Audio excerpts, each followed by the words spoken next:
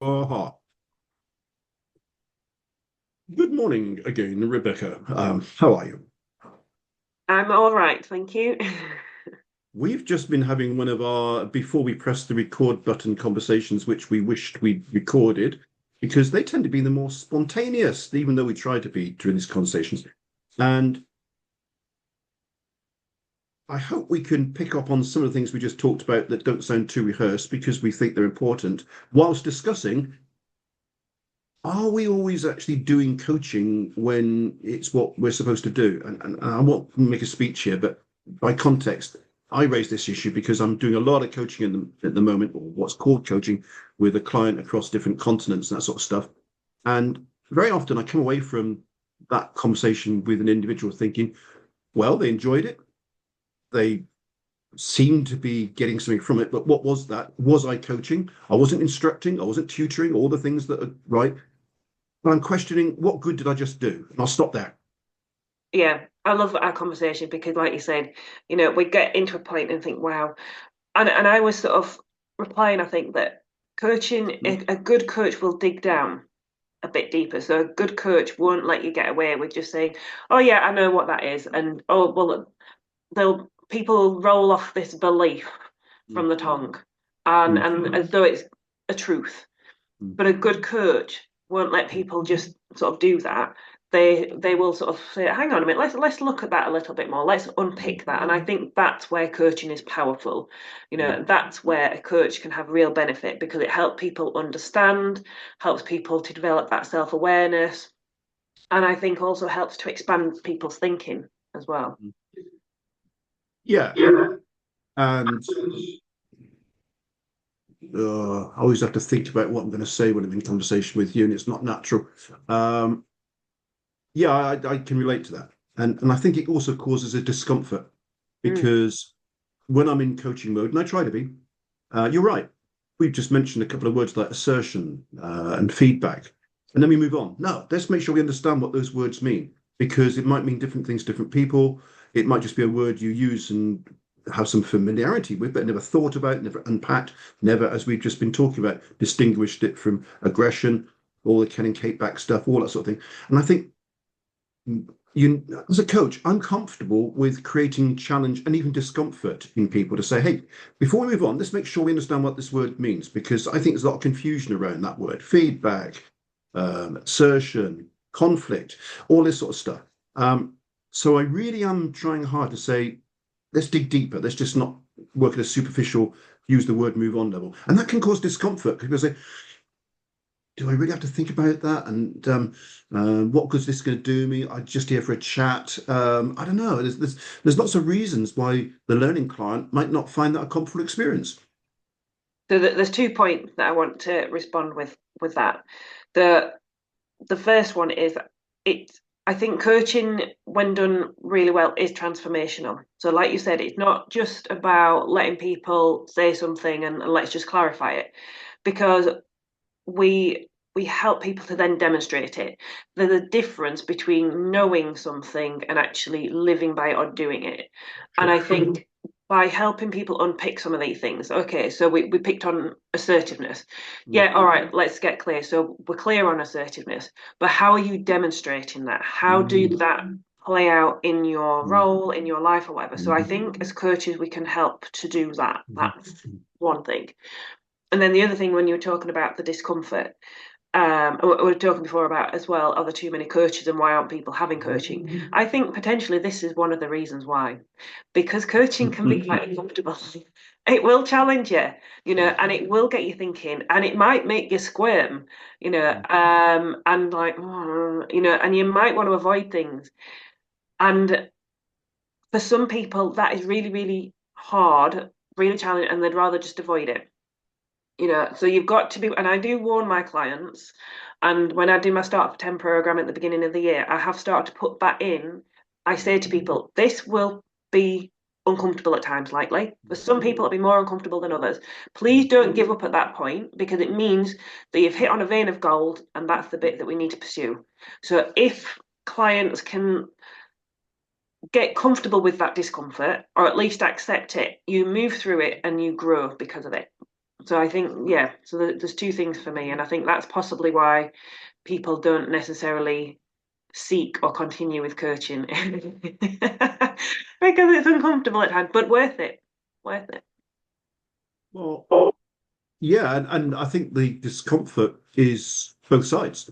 I think, yeah, the learner side, if you like, everyone's learning. Yeah, coaches are learners too, or should be. Um, I appreciate that that can cause some discomfort. I mean, I'm working with people for a year typically because I work mostly in organisation, and I don't in the first meeting start saying, right, bang, bang, bang, let's make you feel uncomfortable about this. It evolves, and I think I'm at a point now with people getting to that point with them. I think discomfort is not just on the learner side; the discomfort is also on the coaching side because a coach that doesn't feel comfortable with causing discomfort doesn't do it. And a coach that just feels their purpose is to have cozy chats or to be an instructor, and that's the worst spot for me, to actually call yourself a coach but run content-driven workshops. Hang on a minute. Why are you showing people slides when this is a coaching session? So And it's I both think it's sides. worth pointing out that it's not about causing deliberate discomfort. I certainly don't go in with the aim of, right, I'm going to make this person really uncomfortable. It's just that as it arises, it's something a coach will hold. And I think there's this thing around holding space. And I used to think, what a load of blooming airy fairy stuff. But Mm, I get it now. Holding space for somebody is about um, providing a safe space for somebody to feel uncomfortable, mm, not rushing, not trying to mm, want to soothe them or want mm, to push in more or whatever. It's holding mm, that space mm, safely for them so they mm. can explore that discomfort and And grow from it. supporting them is It's taking supporting responsibility to them. support it, not saying, hey, go into that space and feel discomfort, but saying, look, I'm here to help you make this discomfort a positive experience. Yeah, definitely. And a good coach again will be able to do that, and not and like you said, it is about learning to sort of get used to that discomfort because it's a natural thing for us if we see some, and I have had people cry in coaching sessions, again, I Not hope just it's not you, that I not just cause you. them to cry. But sometimes just exploring topics can create a very strong emotion in Yeah, somebody. sure.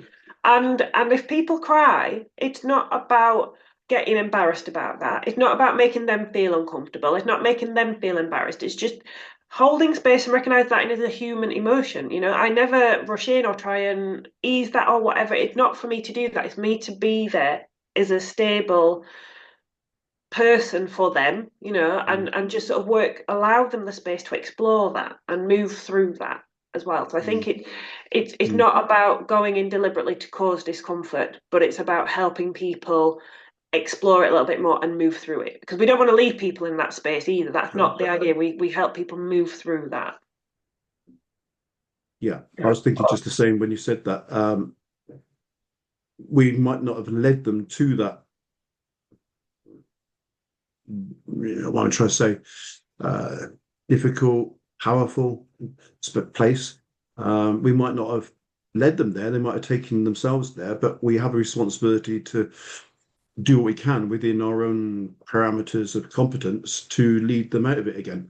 Mm. I had tears this week unexpectedly in a 2 hour session with a client that I was sitting in front of. And I thought, okay, let's just let this happen. Maybe Yeah, 30 years ago, I thought, wow, what's going on here? Where did this come from? What do I do now? yeah, Well, I know now. It's legitimate, it's natural, it's happening. And it's likely, as was the case, the client can find their own way out of that place. But if they need a bit of help, I'll do what I can. But I know the limit.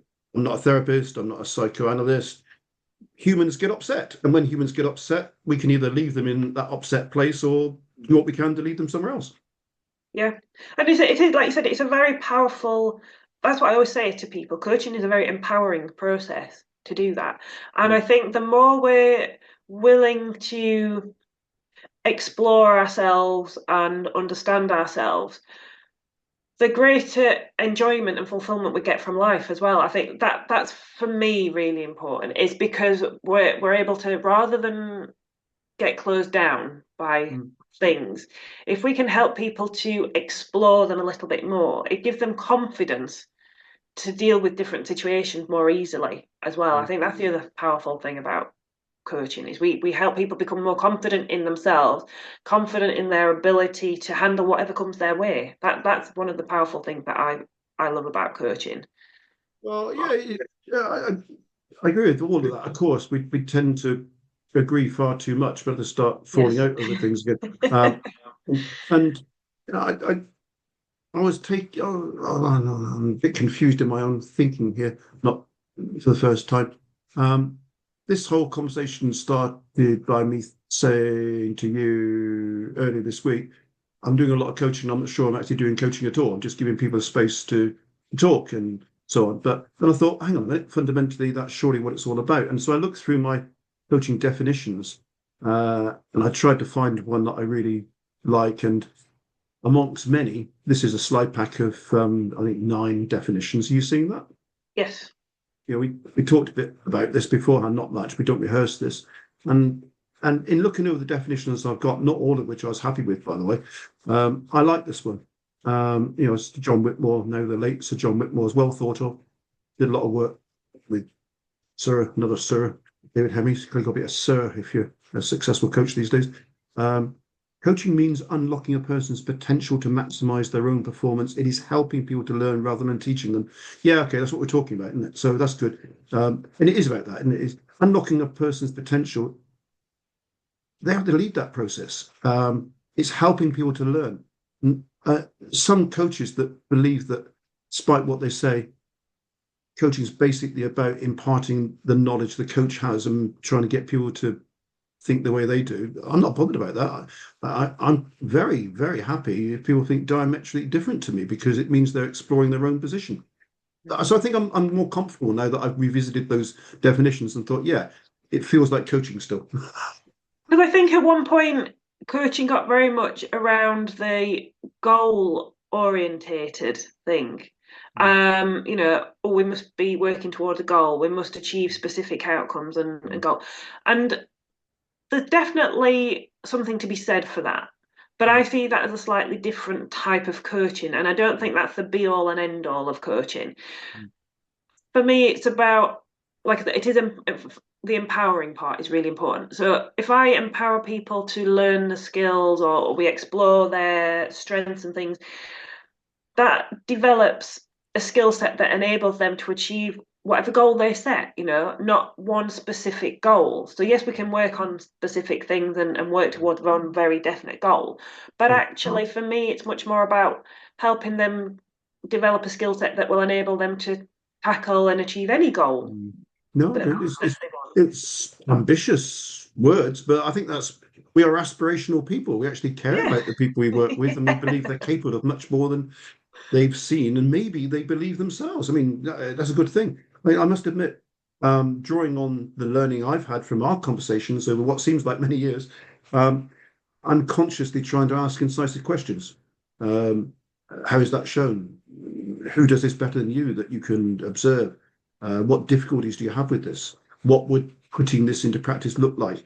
I'm trying to think, what would Nancy Klein say here as an incisive question? and I think it's all, for me, part of that long-term, 45 years for me, process of truly taking John Whitmore's advice, helping people to learn, giving them that space, convincing them that there's more in them than they've seen in themselves, and not feeling the need to enter that space and tell them things which are probably unhelpful. Yeah. I think it's about changing. I suppose good coaching is not the same person leaving the session as what entered the session. I like Yeah. So I'm already thinking this conversation alone has helped me think in a different way, and I've had a few little light bulb moments. I'll need more time to process them, but it's already given me some different ways of looking at things and thinking about things. Yeah. So yes, and again, I am going to mention the time because I know we get carried away on these things. So I don't know how long we've been chatting for. Not as long as you might think. I reckon about 12 minutes or so, but you're right. We try to keep it down in 15, which is a shame because we could do 2 hours. But we tend to cut them into chunks. And yeah, part of the reason we do this is for our own professional development. And I'm unashamed about that. I spend a lot of time advising my own and other organisations, sometimes against their will, about continuous professional development. Doesn't have to be written down. It could be talking like this, which is evidential. Definitely, yeah. Right, let's quit it there. We'll come back on this because it's it's a theme, isn't it? It's not a topic. It's not one thing. It's a whole theme about professional practice. Yes. And we Thank you. end.